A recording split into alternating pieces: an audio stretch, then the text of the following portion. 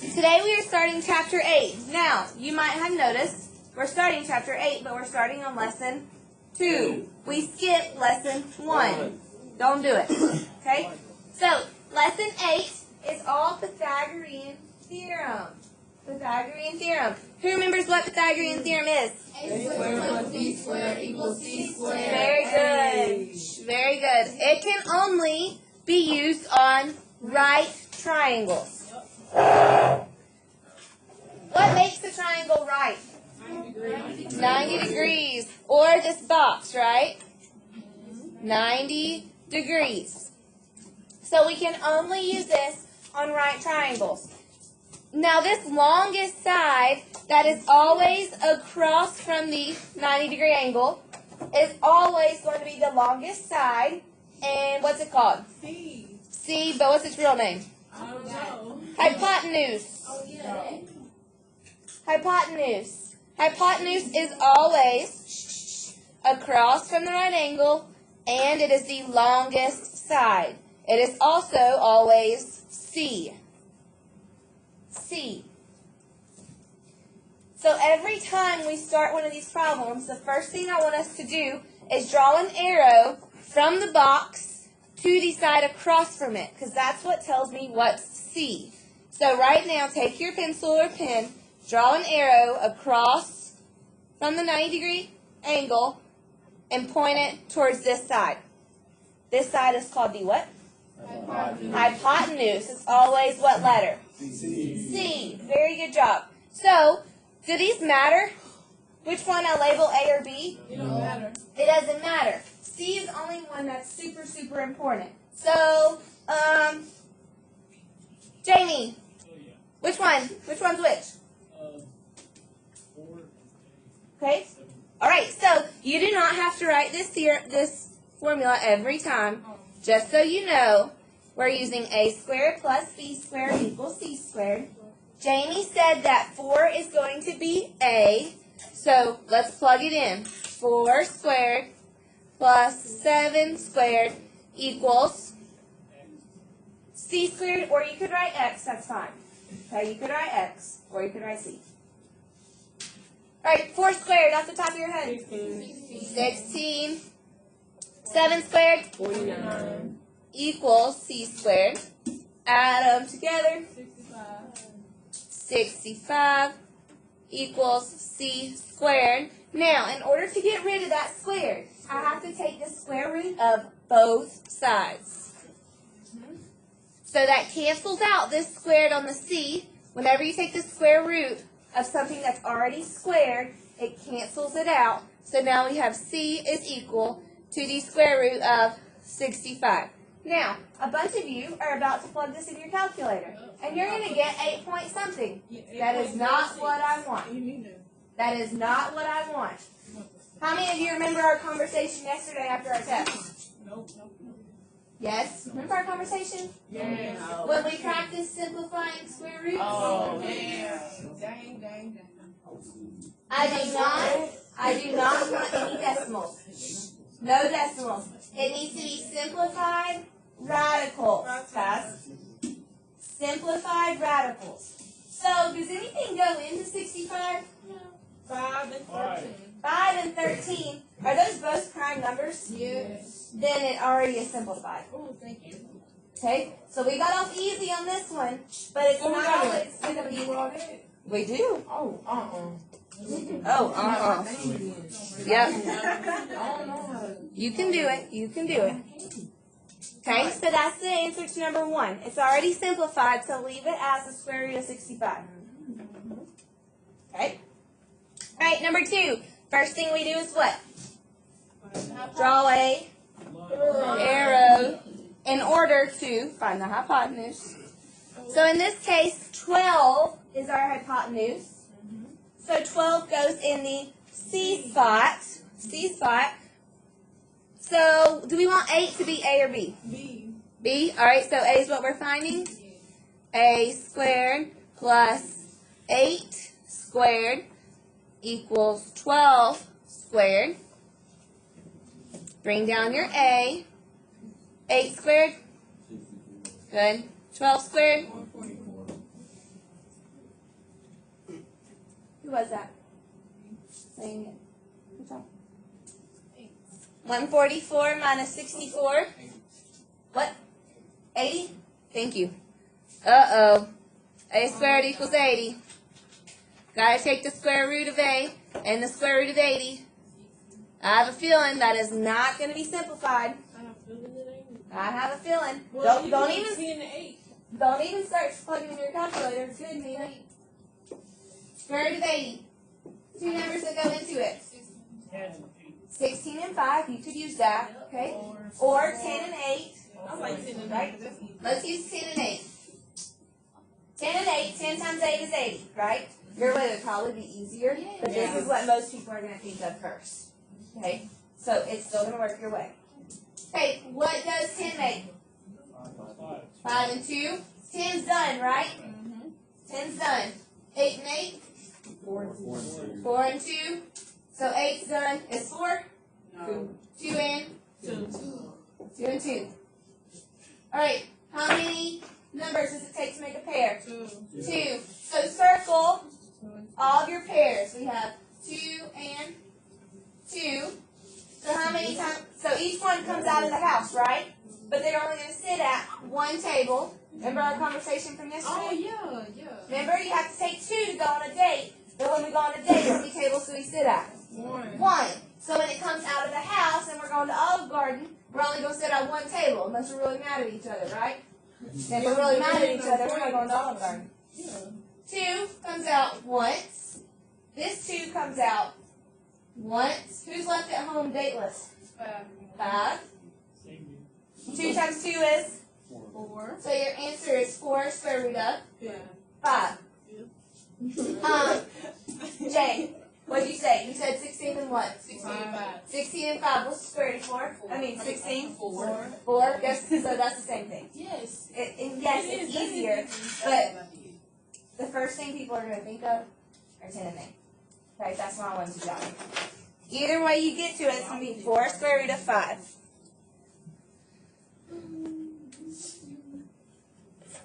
Look, y'all did that one and nobody complained. First thing we do on number 3. Draw the blue line. Draw the line from the box to the X. You with us, Kendall? Kendall. Kind of hidden back there. Alright, so X is our C this time. So, Destiny, which one's which? 5's A. Alright, 5's A. 5 squared plus 8 squared equals C squared. 25 and 64, good job.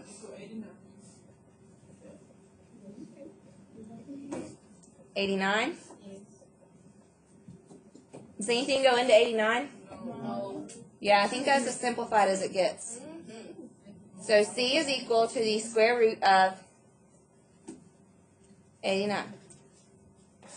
Y'all are doing awesome. Can we just leave it like 89 equals C? Can you write the square root? Do we have to write the square root? Yes, you do. Unless it's something that comes out of the square root. Like, what's the square root of 4? 2. So if it's 2, then we don't write the square root. Okay? Last example. Draw your arrow across from your 90 degrees. So what's C? What number is C? 12. 12. So 6. What y'all want it to be? A. Okay, A. 6 squared plus, we're finding B, equals 12 squared.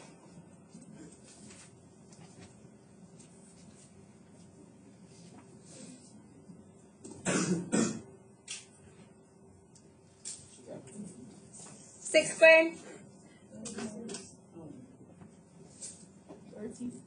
12 squared. 144 minus 36. 108. Uh-oh. Uh-oh. 12 and 9. 12 and 9. Yeah. Okay. Yeah, that's right. Good job, Naya. 108. Naya said 12 and 9.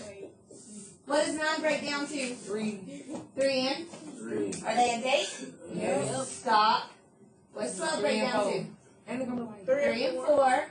3's time, 4's not. Keep going. What's 4? 2. Are they a date? Yep. Oh, buddy. All right. Who's coming out of the house? They're going to Moe's. How many tables they gonna sit at? That's a bad one. Smoking them up. All right. Ever do that when you walk in? Two came out. Focus. Focus. Two came out. They sat at one table. That's why I only wrote it one time. Who else has to come out? Three. Three. We're going to Chick-fil-A. My pleasure. Who's left at home? Who's left at home? Three. Simplify. 2 times 3 is? 6. That's it. See? Easy peasy. I don't know about all that. Alright, so look at the bottom. Look at the bottom. It's going to make your life easier. Look at the bottom of this page. These are called Pythagorean triples.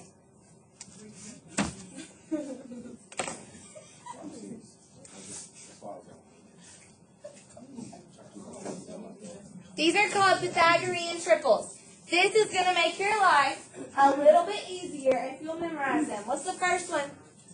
3, 4, 5. 3, 4, 5. So if you have a triangle, and you know that this side is 5 and this side is 4, could we solve using Pythagorean Theorem? Yes. But guess what you're going to get? What? 3 every time. That was someone that said. Huh? Is that going to be on that test? No. It's not going to be on that You got to memorize it. You don't have, but this is the thing. Listen, don't freak out. You don't have to use this way. But is it easier if you memorize 3, 4, 5? Yeah. Absolutely. That's pretty easy to remember, right? Because they're in order. 1, 2, 3, 4, 5. Yeah. Okay, so that's the first one. First one's 3, 4, 5. And guess what? Any multiple of 3, 4, 5 will also work. What's 3 times 2? 4 times 2. 5 times 2. They'll work all the time. All the time. Okay? So is a 3. multiple of 10 going to work? Yep. 30, 40, 50. That's too much. 3, 4, 5. What's next? What's next? 5, 12, 13. Say it out loud. Ready? 1, 2, 3. 5, 12, 13. 5, 12, 13. Next. 1, 2, 3. 8, 15, 17. 8, 15, 17. Next. 7, 3, 4, 5. 5. So these are the 4 most common.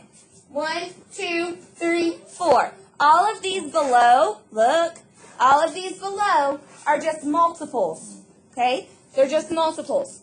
So what I'm going to do is we're going to flip to the back. No. Alright, there's one that says 24, 26. Look back at your list. 24, 26. Do you see any of these that say 24, 26? Yes. So what's the other side? 10. Do Oh, we have to do it like this? Because I'm probably getting no, you don't have to. So my answer to number 5 is x equals 10.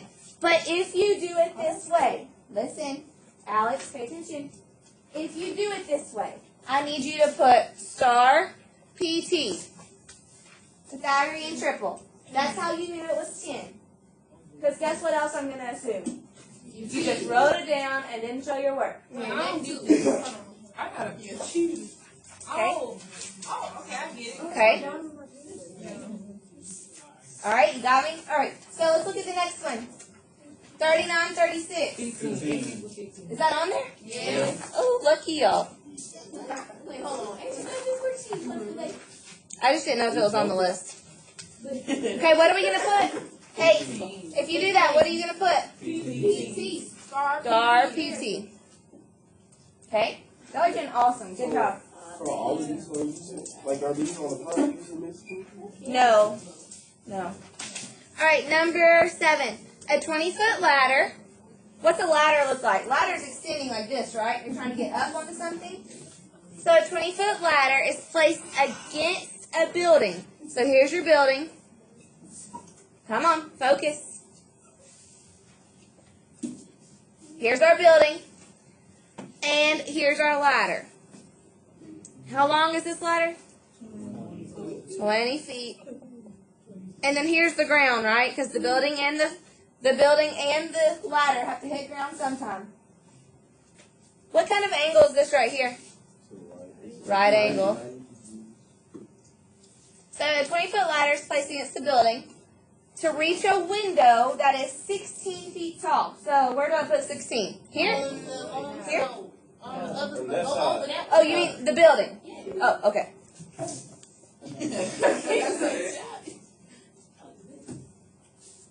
So what do you think I'm finding? The bottom, right? I want to know how many feet away from the building is the bottom of the ladder. Did you draw your arrow? Because X is not always C. What we're finding is not always C. Draw your arrow. So what's our hypotenuse? 20. Okay. So I'm going to call 16A. 16 squared. Oh, let's check for a triple. No. Oh, man. We already looked at it. I don't memorize those. I'm telling you, I don't memorize them. Memorize the first 4. Any multiple of that will work. 16 squared plus b squared or x, whatever. 16 squared plus b squared equals 20 squared. 16 squared. Without using your calculator. 256. Good. Bryson, put your head up, please. 400. Plus b squared equals 400. 400 minus 256. 144. 12. Good. Square root of 144 is... Okay, don't leave your answer like this. 12 what? What am I talking about? 12 feet. 12 feet. Good. Yeah, because I had got one. Questions? That was a perfect square, yeah. Do we need to have another one of those tests? No. The perfect square test? No. I think it'd be an easy 100.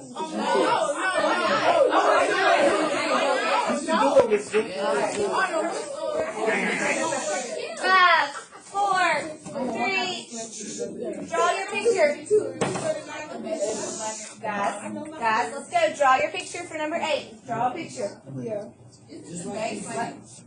Oh, draw a picture still. Draw a picture. Yes. Draw a picture. I like pictures. But if you don't have